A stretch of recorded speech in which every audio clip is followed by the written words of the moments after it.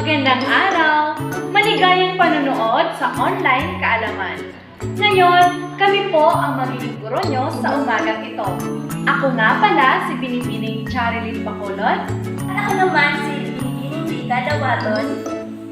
At ako naman si Binibining Christy Joshua. Ako naman po si Binibining Elizabeth Ibanez. At ako po naman si Teacher Rolian Sapardo. At ako naman si Ginoong John Revilla. Sabay-sabay nating tuklasin ang isang uri ng panitikan na ang pabula.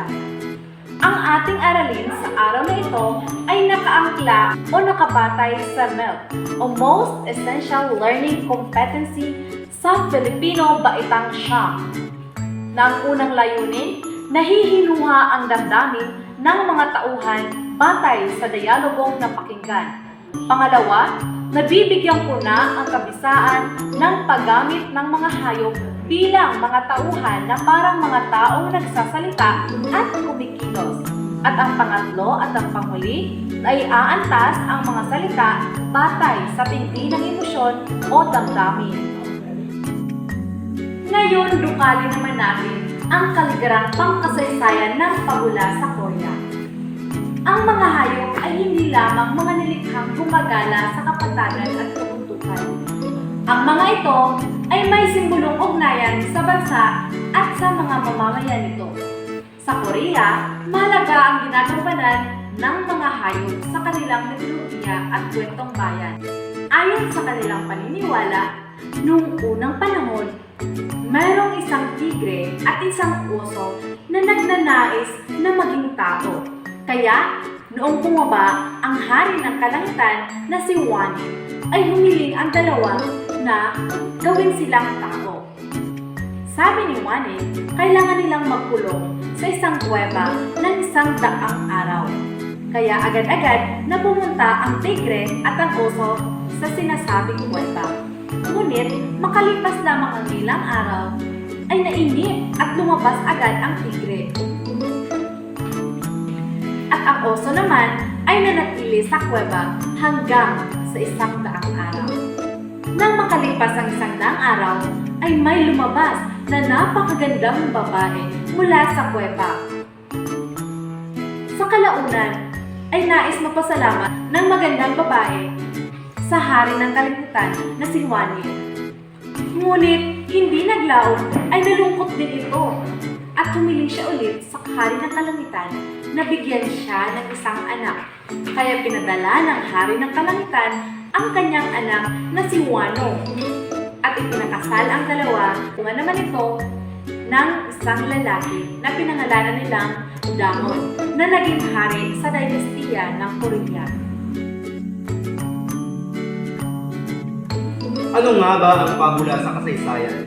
Ang pabula ay isa sa mga sinulang panitikan sa daigdig. Noong ika-5 at ika-6 na siglo bago si Kristo, may tinuturing ng pabula ang mga taga-India. Ang karaniwang paksa ng mga pabula ay tungkol sa buhay na tinuturing na dakilang tao ng mga sinaunang Hindo, si Kasyapa. Lalo na patanyag ang mga ganitong kwento sa Gresya. Si Aesop ang tinaguriang ama ng mga sinaunang pabula dahil sa mga napabantog niyang mga aklat ang Aesop's Fable. Ano nga ba ang pabula?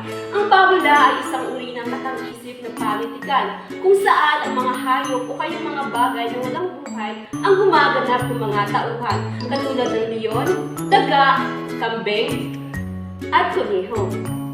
May natatanging kaisipang mahango mula sa mga pabula sapagkat binibigyan ng mga mural na aral para sa mga batang magbabasa. Tinatawag din itong katang-kwento na nagbibigay aral. Binibigyan din kahulugan ng mga hayop tulad ng ahas bilang taksil, aso naman bilang matapat, leon bilang matapang, at pagong bilang isang makubat. At ngayon, buksan ang inyong mga module sa pahina 2 hanggang 4. Basahin ninyo ang pabula na pinamagatang Ang Hatol ng Kuniho na isinalin sa Filipino de Vilma C. Ambat. Bibigyan ko lamang kayo ng sapat na oras upang basahin ito. Ang oras ay magsisimula na ngayon.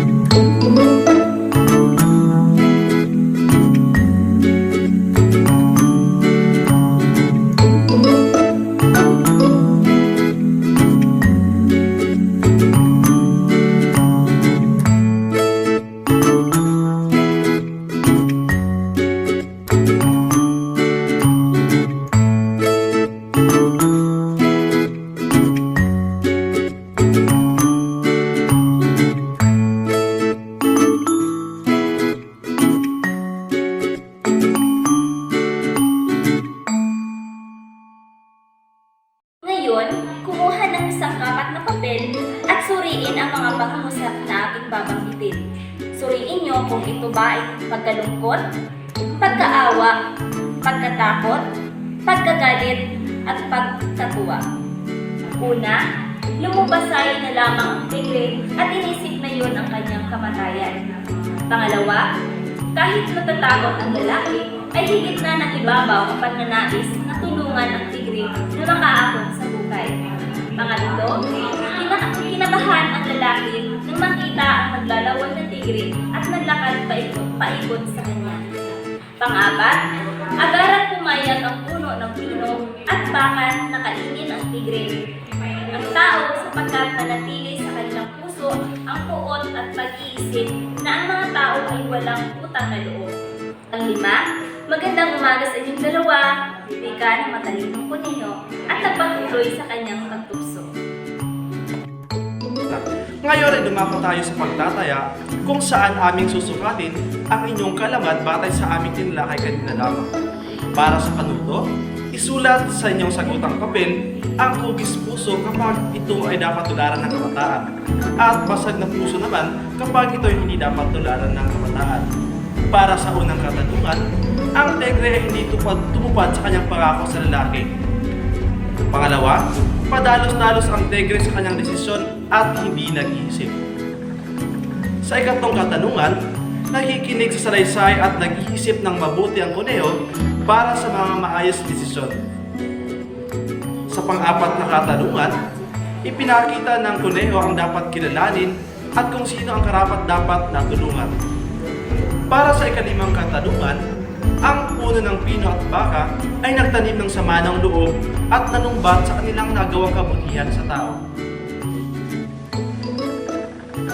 At para naman sa inyong tatlang aralin, ay magsaliksi kayo ng dalawang uri ng pabula mula sa iba't ibang lugar sa Asya. Suriin ang pagkakaiba at pagkakatulad ng mga napiling pabula mula sa iba't ibang lugar sa Asya. At dito nagtatapos ang aming talakayan. Maraming salamat!